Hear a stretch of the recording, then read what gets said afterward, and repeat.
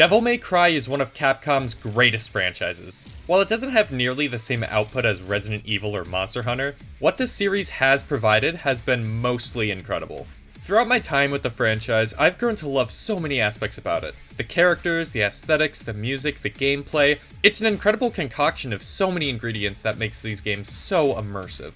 Over the years, people have been paying more and more attention to this action-packed franchise, and for good reason. Well, mostly. But when people get into the franchise, they'll usually start with the 5th entry, given it's the newest. And while I'd say 5 is my favorite entry, that doesn't mean I don't absolutely love the older games too. Almost all of these games are great for one reason or another, and this goes especially hard for the very first entry.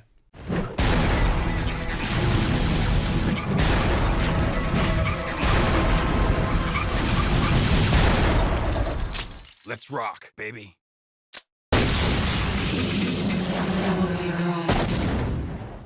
Devil May Cry, the 2001 character action game, directed by Hideki Kamiya, was really unlike anything the world's ever seen before. While there were character action games, or hack and slash, or spectacle fighters, or whatever you call them, DMC revolutionized the genre and introduced so many elements that are still so prevalent to this day. Of course, it being the first of its type means that there are certainly some growing pains that come along, but for the most part, I still think this game holds up incredibly well.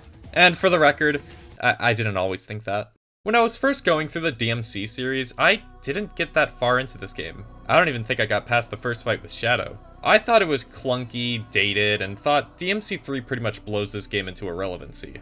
But nowadays, that couldn't be further from the case. I think this game is awesome, and it's pretty darn fun going back to this game and replaying it. So, let's talk about the very first Devil May Cry, and why I think it's pretty cool. The game begins with a little bit of exposition about the legendary Dark Knight, Sparda. During a war between the human world and the demon world over 2,000 years ago, he'd rebel against his own demonic kind after seeing the injustices they would commit, essentially sealing them back into the underworld. He'd quietly live his life among humans until his death, while preserving humanity's peace away from demons. This is all told with this font that's so hard to read it needs its own subtitles. Something about that is pretty funny to me. After that, we see some random blonde lady fall from the moon and approach this shop labeled Devil May Cry. Inside the shop is Dante, who's struggling to find any work, but all of a sudden...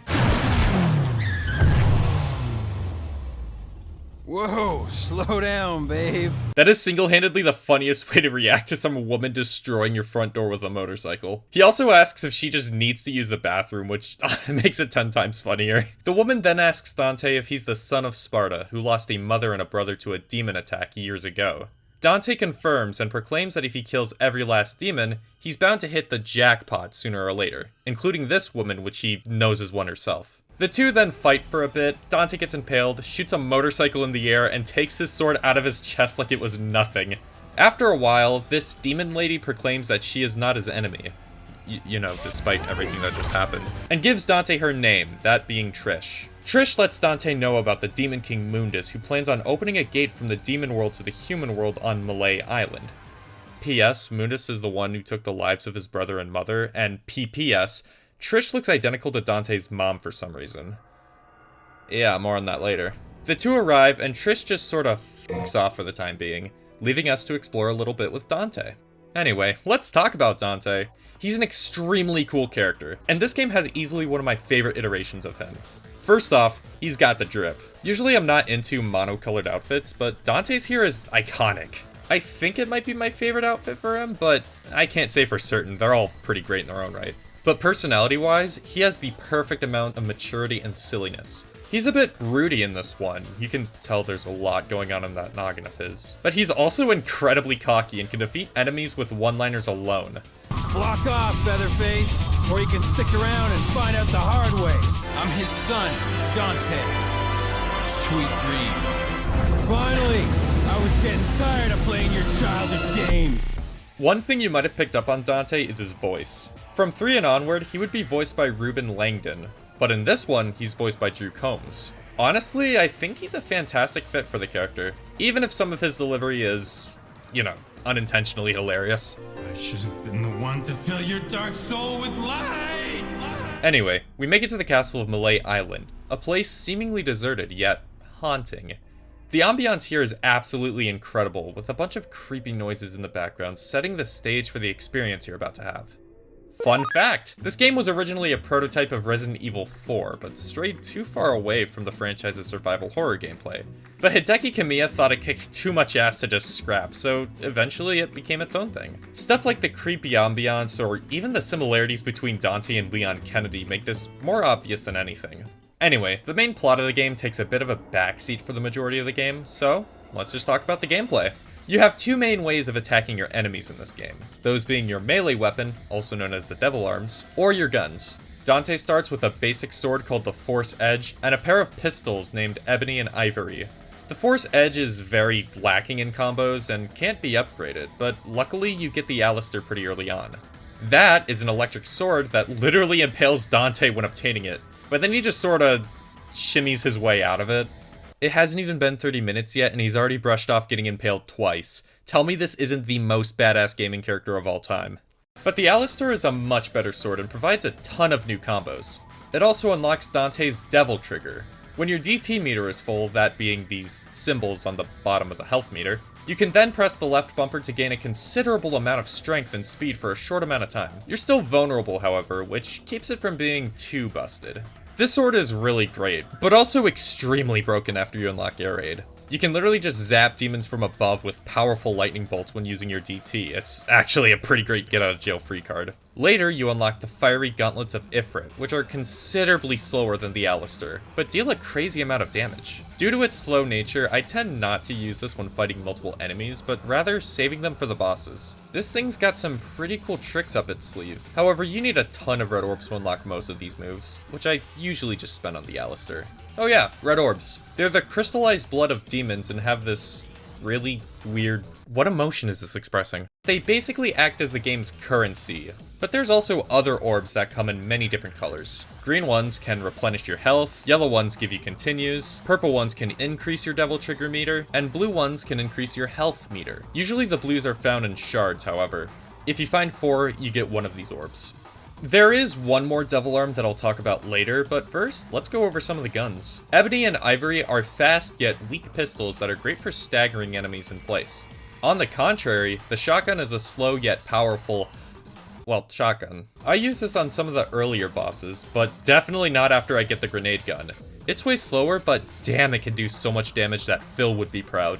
Then there's the Nightmare Beta, which is pretty good, but only in specific scenarios. Usually in confined spaces where the laser will ricochet, or for some specific enemy types. It also depletes from Dante's DT meter, so I tend to avoid using this one. There's also some items you can purchase with your red orbs that come in handy. Vital Stars can replenish your health. Devil Stars will replenish your DT meter. Untouchables, as the name suggests, makes you invulnerable for a set amount of time. And Holy Water can instantly deal significant amounts of damage to enemies. The last one really comes in handy during certain boss fights. It almost makes them too easy. I try not to use the last one as much because what's the fun in instantly damaging everything, but for some fights, I just can't help myself. There are many different combos you can do depending on the timing of your button presses, and if the game thinks you're being cool enough, the meter on the top right will start to increase. Ah yes, the style meter. One of the game's greatest additions to the character action genre. It's a great way to not only keep you engaged, but also nets you more red orbs the higher you go.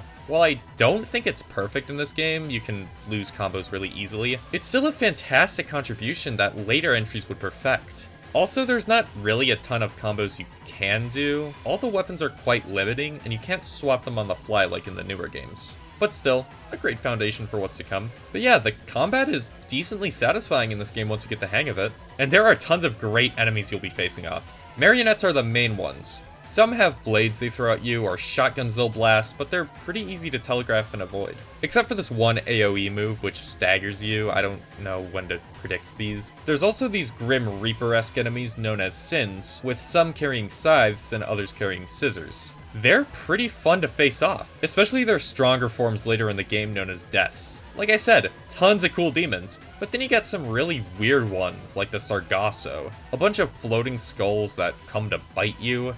Strange. Or the Plasma, which are really cool shape-shifting demons, but not usually that difficult to tackle.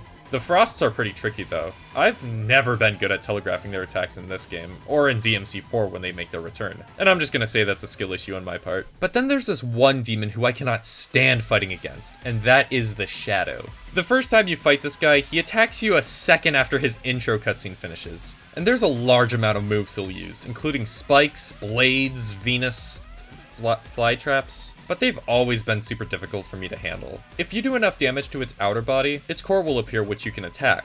But then there's these spikes that come from the ground which makes it double as hard to finish him off, and why is he so difficult? It's probably a skill issue. Also, there was this one instance where 2 shadows spawned on me, which I was ill prepared for, so I died. But when I went back, there were the lizard enemies known as blades instead.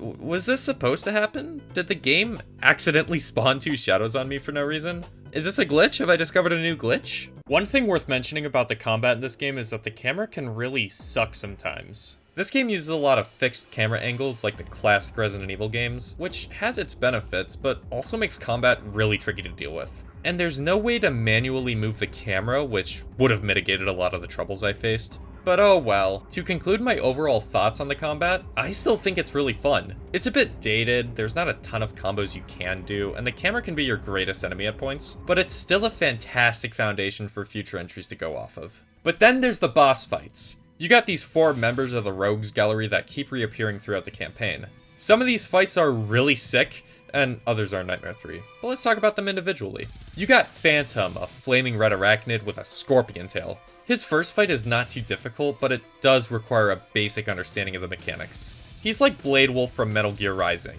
Really difficult the first time because you don't know what you're doing, but essentially teaches you the basic mechanics through the fight itself, if that makes any sense. You gotta read his attacks and know when to attack. And if you're new to the game, it's gonna take a few tries to beat him. Unless you use Air Raid, then he dies in a matter of seconds. He only shows up to fight twice throughout the campaign, whereas the other bosses show up 3. But occasionally he'll chase you down a hallway just to be a little shit, but that's kind of about it. Next up is Griffin. He's a pretty cool electric bird with a really weird voice. Are you the human, the son of Sparda who challenges the darkness for this? F*** off, Featherface! He's got a lot more aerial attacks because, I mean, he's a bird, I don't know if you noticed that. And overall, I had a really good time fighting this guy. I especially like the second battle that takes place on a pirate ship. For some reason, the whole section with the pirate ship just kind of reminds me of Deep Dark Galaxy. But then there's Nightmare, who, as the name would suggest, is a total nightmare to fight. Well, I mean, the first couple fights aren't so bad. You just gotta turn the lights on by hitting these wheels enough times, which will make this thing turn into a puddle. Then you can attack its exposed core for a brief amount of time. But you also gotta look out for these little guys he spawns in, some ice beams, or literally engulfing you and making you have to fight some random enemies. Again, the first 2 fights aren't so bad, but holy crap is the third fight difficult. There's only 1 wheel in this room, he has these blades that just like swing around, and the arena is so small that even a devil may get claustrophobic.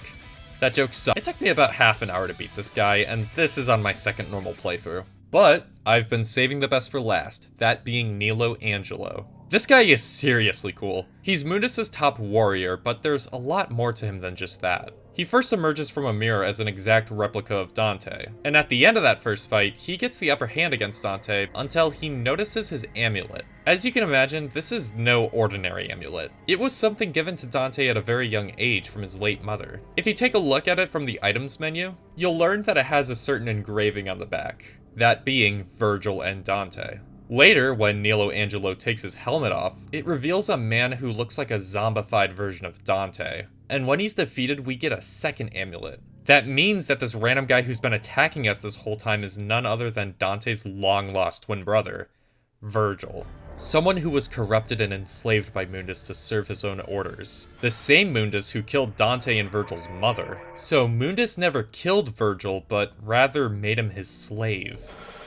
That's pretty stinking dark, and it's also such a fascinating way to set up Virgil as a character too. Of course, he wouldn't be a fan favorite if it wasn't for 3, but his first appearance already shows him as an undeniably tragic character. But as for the fights themselves, they are easily the most fun in the game. Devil May Cry's best fights are usually the ones that are sword duels. He's fairly easy to telegraph, but can be really relentless with combos. So one simple screw-up can lead to your health getting obliterated. And the third fight? Absolutely incredible. He's more relentless than ever, has tons of ranged attacks, including the blue daggers of death that Virgil's always been known for, and ramps up the stakes to a considerable degree. This is definitely in my top 3 favorite boss fights in the entire series. Overall, a peak cinema. But now let's talk about level design a bit, because it's really interesting in this game. A lot of the level design in this game feels like a really light version of Resident Evil. Get one object to go through this door, to get the other object that goes through that door, to get the other object that goes through that, you know, that sort of stuff. There's no head-scratching puzzles like Resident Evil, but it's still pretty neat to figure out your way around the castle. Much more interesting than if all the doors were unlocked. There's also some platforming elements in this game, which most people kind of despise. I can see why, but honestly, I didn't think it was that bad, for the most part. If you hold the control stick in any direction and jump off a ledge, Dante will jump straight onto the adjacent platform with little to no issue. That being said, there were some instances where I tried jumping onto a higher platform, and that really isn't easy in this game. The camera's also really less than useful sometimes. Like I mentioned, the camera is fixed and doesn't really move a whole lot. However, I'm actually really fond of some of the fixed angles in this game. They really give Malay Island a certain scope that you wouldn't get with a traditional camera. There are so many cool shots and honestly some storytelling potential with this, albeit archaic feature. Also, they're swimming. Why? It's entirely pointless and stupid and really feels like a waste of time. Man, if I had a nickel for every franchise about killing demons I hyperfixated on in high school that had really dumb pace-breaking swimming sections in one of their games, I would have 2 nickels. I'm disappointed that I have 2 nickels. There's also a few secret missions you can find throughout the game. I only did one of them throughout this playthrough and it was... Dude, it was so stupid. You have all these skulls that you have to jump on in order to reach a blue orb fragment at the top, but jumping on these guys is extremely hard, and the camera really sucks too. Look, like I said, jumping from platform to platform is easy, but jumping onto higher platforms? Absolute crapshoot. Because there's no manual camera movement in this game, I had to like keep going in circles and just kind of moving the camera myself. This stupid mission took me like 10 minutes to complete, but I'm gonna be honest, it was the funniest part of the whole game. I can't even be mad. Something about this mission is just cosmically hilarious to me. Well, with all of that out of the way, I think it's time to talk about some endgame stuff. After defeating Virgil and getting the second amulet, the two of them combine with the Force Edge to create the Devil Sword Sparda. It's an incredibly powerful sword that uses the same moveset as the Alaster. However, except for the final boss, you can't go into your Devil Trigger form while using it. I tend to just stick with the Alaster because of that. But then, after making a portal to the underworld, we fight off against Nightmare 3 and have a bad time. But one thing I didn't mention is that when he has a quarter of his health left, Trish just swoops in and betrays Dante. Oh no, the demon who looks just like Dante's mom and lured him into Malay Island is a bad guy? We defeat Nightmare and a pillar almost falls on Trish, but Dante saves her last second. Trish wonders why Dante would do such a kind thing, to which he simply responds, "Because you look like my mother." This then leads to a really unintentionally hilarious scene. Don't come any closer, you devil! You may look like my mother, but you're nowhere close to her. You have no soul. You have the face, but you'll never have her fire! Mundus, disappointed by Trish's failure, decides to let her go. Via sacrifice. It was established earlier that whenever a demon disappoints the Dark Emperor, he just gets rid of them with no remorse. Eventually, Dante finds himself face to face with the statue Mundus has been residing in. There, he also finds Trish hanging on the wall. He's immediately concerned for her despite the betrayal, and Mundus threatens to kill her. But then suddenly, he shoots these red spears into Dante and nearly kills him until Trish comes in and returns the favor. This leads to Trish's death, presumably, and gets Dante really angry. This then leads to one of the funniest lines of dialogue I've heard in my life. How much longer are you going to keep sapping? Come out and show yourself, Mundus! Mundus then breaks out of his shell, revealing him to look like a godlike figure with wings, and the two are in space? Space now? Okay. Dante then activates a super duper devil trigger that looks identical to his father Sparda, and the two begin a legendary scrapping sesh. Mundus has two phases, one in the air and one on the ground. The first one is just kind of weird. You have inverted flight controls and have to shoot at these Dragon Balls in order to damage Mundus. A ton of attacks come your way, but they're usually pretty easy to avoid. I actually remember this phase giving me a little trouble on my first playthrough, but this time I found it much easier. Reason being, if you build up your Devil Trigger meter high enough, you can just become a fucking dragon and do tons of damage with just a single hit. For some reason, I didn't realize that in my first rodeo. The second fight is just an absolute chore.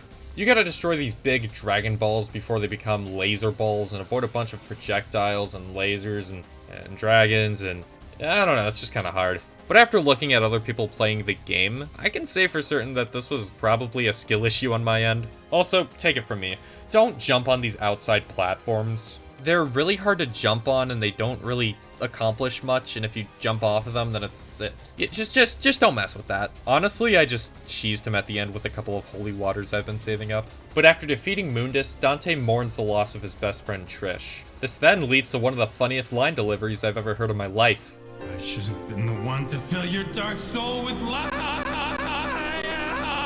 He leaves the Devil Sword Sparda and the amulet with her. But uh-oh, the castle is crumbling upon itself, and we only have 3 minutes to spare. 5 minutes.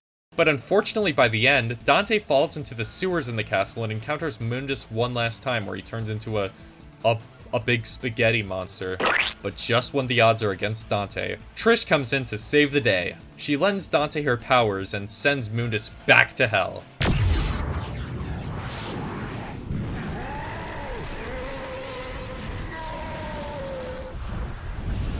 Goodbye. And when you do come back, give my regards to my son, will ya? Oh, well, isn't that ironic? Also, I love this moment where the camera zooms in on Trish and she says, It looks like we have a winner. I don't know why, but I think that's funny. Trish approaches Dante with tears in her eyes, so he comforts her by saying, Trish, devils never cry. These tears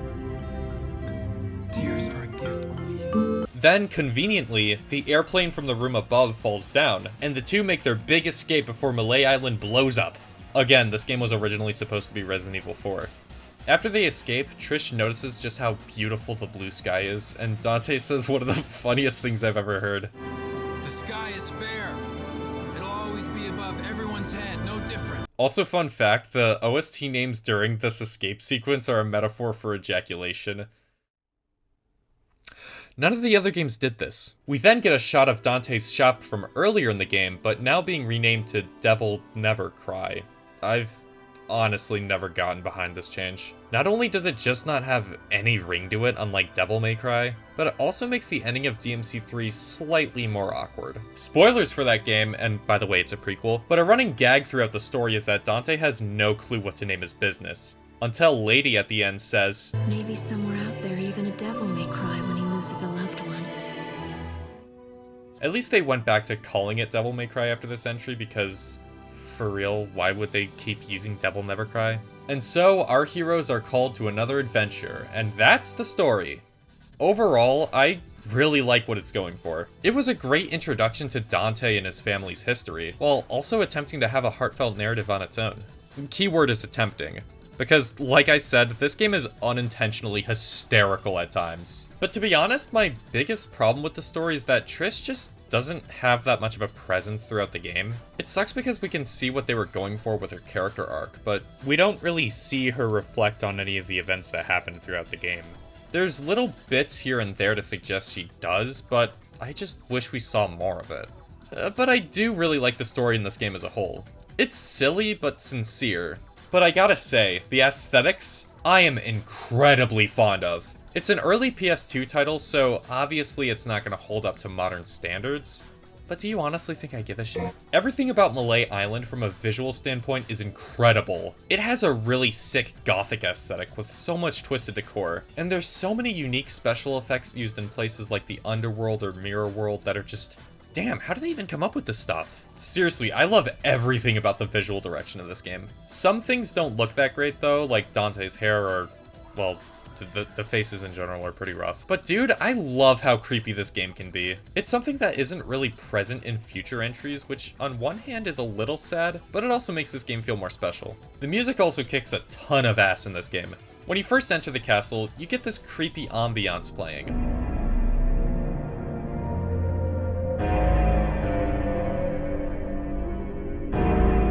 Then, when you fight the first couple of marionettes, you get this tune.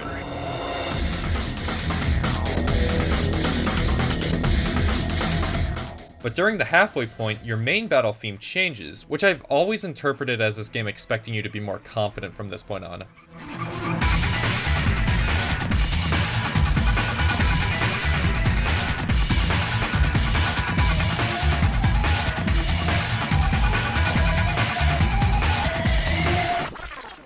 And the creepy ambient tunes from the castle are changed to a more foreboding one this time around.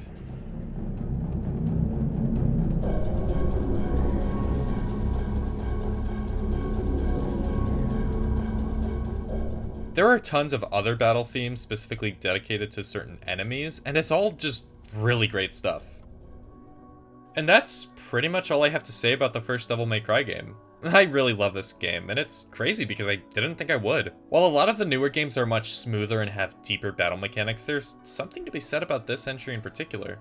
It's got vibes, yo. I just wish that there was some more additional content outside of just, replaying the game on tougher difficulty levels. Like a boss rush, or a level select, or even a playable Trish. Like, I'm actually kind of surprised she's not playable. But regardless, this is a game that I love coming back to just for a casual playthrough. Maybe someday I'll be driven to beat the game on harder modes, but until I learn how to properly defeat Shadow, yeah, that ain't happening. But overall, this game is still so much fun, and it had heart, sincerity, and really fun characters. Which are 3 things that the Netflix show didn't have.